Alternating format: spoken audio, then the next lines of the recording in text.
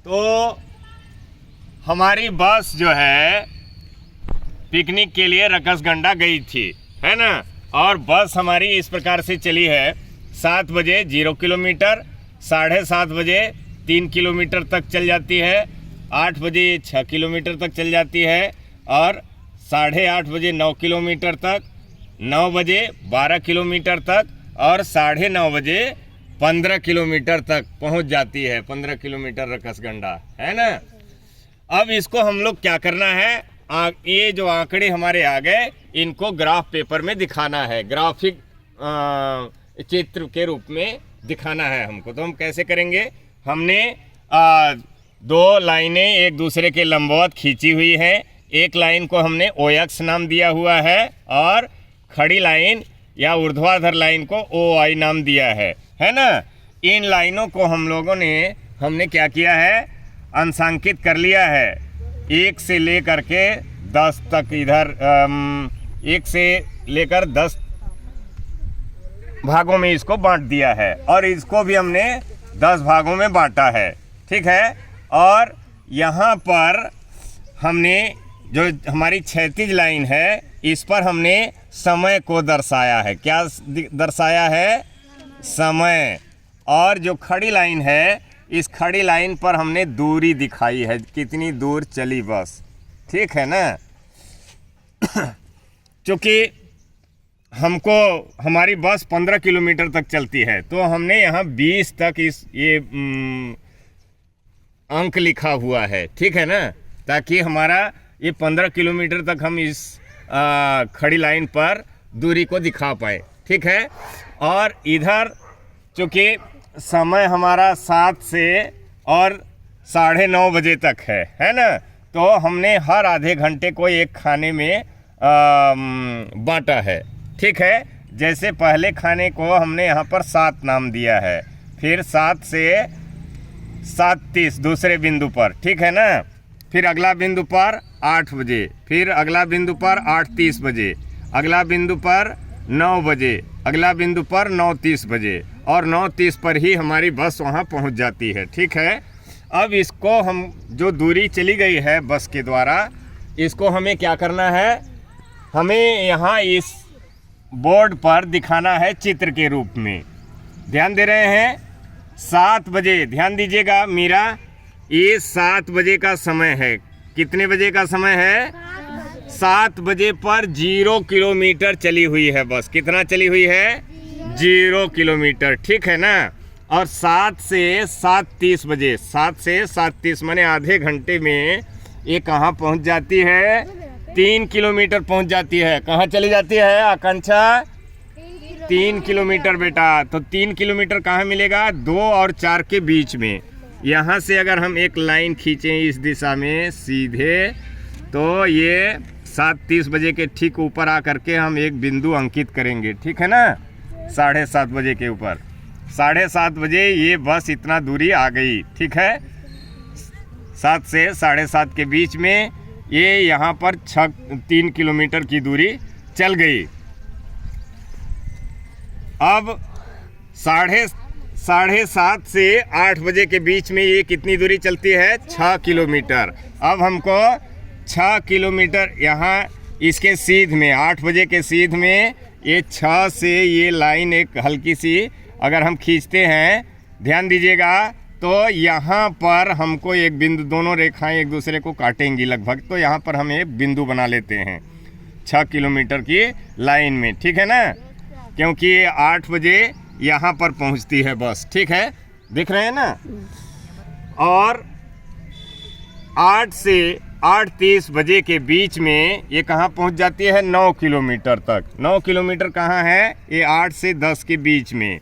ये यहाँ पर हम अगर इस लाइन को इस तरीके से बढ़ाते जाएं तो ये हमको 8:30 बजे के सीध में एक बिंदु यहाँ पर प्राप्त होगा, देख रहे हैं ना।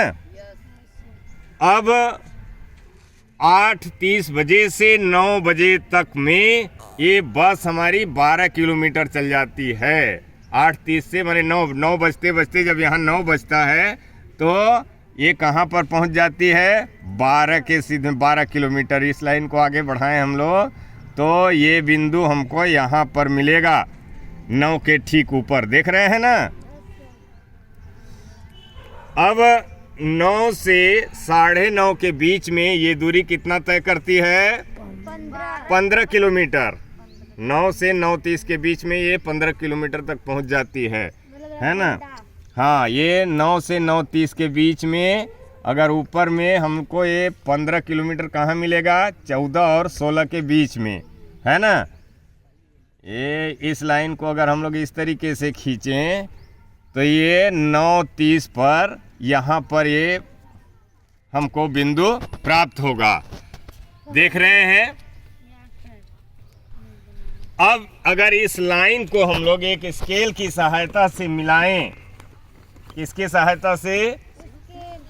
स्केल नहीं दिख रही है तो हम इस कॉपी से ही मिला लेते हैं, या है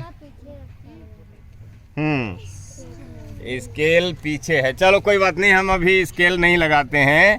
अगर हम इन बिंदुओं को मिलाएं तो ये इस तरीके से रेखा हमको प्राप्त होती है। बिल्कुल बना लीजिए।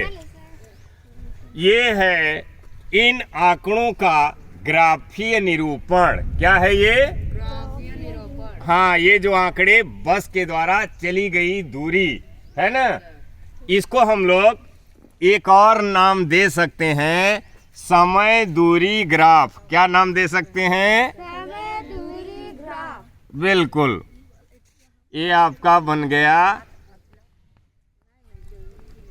समय दूरी ग्राफ।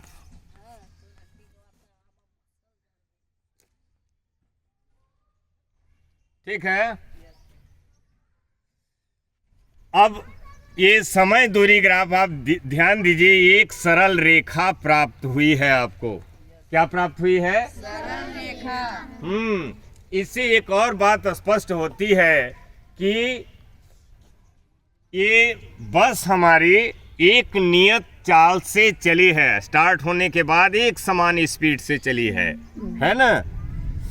अगर हम 1 घंटे के बीच में चली गई दूरी, मान लो ये 7 बजे से 8 बजे के बीच में चली गई दूरी, ये 7 और ये 8, यहाँ पर 8 है ना इसके लाइन में, ये 7 है, ये 7.5 है, ये 8। अगर 1 घंटे में चली गई दूरी पता कर लें कितना है, ये 6 किलोमीटर है। तो इस बस की चाल बराबर क्या हो जाएगी? ये 6 किलोमीटर चलती है 1 घंटा में। बस की चाल क्या होगी? चाल बराबर 6 किलोमीटर प्रति घंटा। 6 किलोमीटर प्रति घंटे। ये बस की चाल भी आपको पता चल गई। ठीक है। तो इस तरीके से हम अपने प्राप्त आंकड़ों को कई तरह से दिखा सकते हैं। जैसे एक देखिए, यहाँ पर आप विज्ञान और भूगोल दोनों में वायु के बारे में पढ़ते हैं, वायुमंडल के बारे में पढ़ते हैं।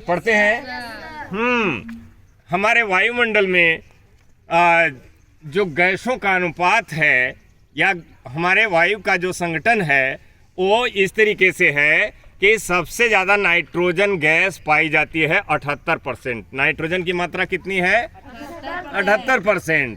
और ऑक्सीजन की मात्रा 21%। और अन्य गैसें जैसे कार्बन डाइऑक्साइड, पानी की वाष्प, हीलियम, नियॉन, आर्गन और बहुत सारी गैसें वो 1% में सभी गैसें हैं। इनको आंकड़ों को इस तरीके से भी लिखा जा सकता है और ये चित्र के रूप में या ग्राफ के रूप में भी दिखाया जा सकता है। ये सुंदर लगता है ना, और समझ में भी आसानी से आ जाता है। कोई पढ़ा लिखा आदमी नहीं भी रहेगा तो ये जान जाएगा कि नाइट्रोजन ज़्यादा मात्रा में है ना। इसका लगभग 1/4 ऑक्सीजन है ना। दिख रहा है कि नहीं? प्रीति। और अन्य गैसों की मात्रा बहुत कम है, माने 1%, बहुत थोड़ी सी है। ठीक है, इस तरीके से के ग्राफ को पाई चित्र या वृत्तारेख या पाई ग्राफ कहते हैं। क्या कहते हैं? पाई ग्राफ। अब शुरू में मैंने चर्चा करी थी, क्रिकेट के खेल में रन बनते हैं, क्रिकेटर रन बनाते हैं, और आजकल 2020 का मैच होता है। काहे का? 2020 का, 20 ओवर का। तो मैंने उसका भी एक आपके लिए ग्राफ बनाया हुआ है। ठीक है,